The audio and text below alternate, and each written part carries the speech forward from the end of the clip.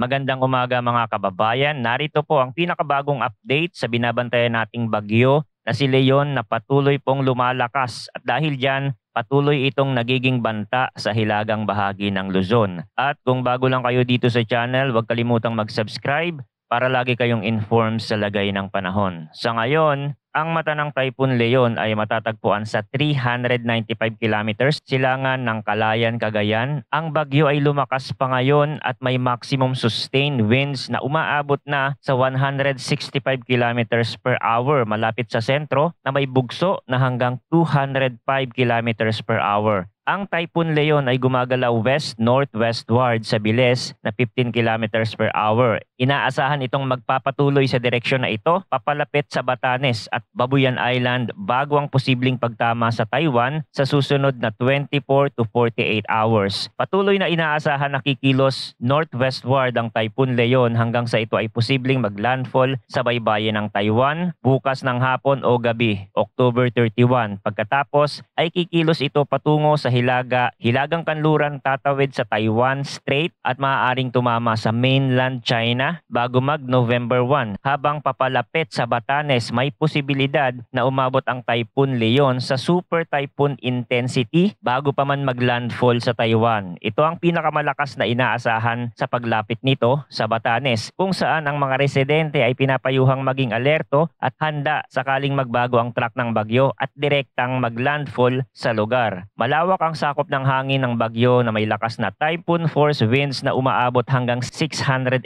kilometers mula sa sentro. Nagtaas na ng signal number 3 ang Pag-asa sa Batanes at silangang bahagi ng Babuyan Island. Inaasahan ng lakas ng hangin sa range na 89 to 117 kilometers per hour na may lead time ng 18 hours. Ang mga hangin na ito ay posibleng magdulot ng moderate to significant na pinsala sa buhay at ari-arian. Signal number 2 naman sa natitirang bahagi ng Babuyan Island, Cagayan at ilang bahagi ng Isabela kabilang ang mga bayan ng Santo Tomas, Santa Maria, Quezon, San Mariano at iba pang bayan sa hilaga at silangan ng probinsya ay sakop na ng signal number 2. Kasama rin dito ang Apayao, Kalinga at hilagang bahagi ng Abra. Ang mga lugar na ito ay pwedeng makaranas ng wind speeds sa range ng 62 to 88 kilometers per hour na posibleng magdulot ng minor hanggang moderate na pinsala sa mga bahay at iba pang infrastruktura. Signal number 1 naman sa natitirang bahagi ng Isabela, Quirino, Nueva Vizcaya at ilang bahagi ng Mountain Province, Ifugao, Benguet, Abra at Ilocos Sur, northeastern portion of Tarlac, northern portion of Bulacan, northern portion of Quezon, kasama din ang Polillo Islands, Camarines Norte, northern portion of Camarines Sur, northern and eastern portions of Catanduanes. Ang mga lugar naman na ito ay may warning lead time ng 36 hours at posibleng makaranas ng hangin sa range ng 39 to 61 kilometers per hour. Bagamat mas mababa ang lakas ng hangin, ang mga lugar na ito ay maaaring makaranas din ng minimal hanggang minor na pinsala. Sa Weather Advisory number 8 na nilabas ng Pag-asa, ang Typhoon Leon ay maaaring magdala ng malakas na pag-ulan sa mga lugar sa extreme northern Luzon, partikular na sa mga probinsya na sakop ng wind signal. Inaasahan ang pagbaha, lalo na sa mga mabababang lugar. Hinihikayat ang mga residente na manatiling alerto sa banta ng pagbaha at landslide, lalo na sa mga bundok at baybayin.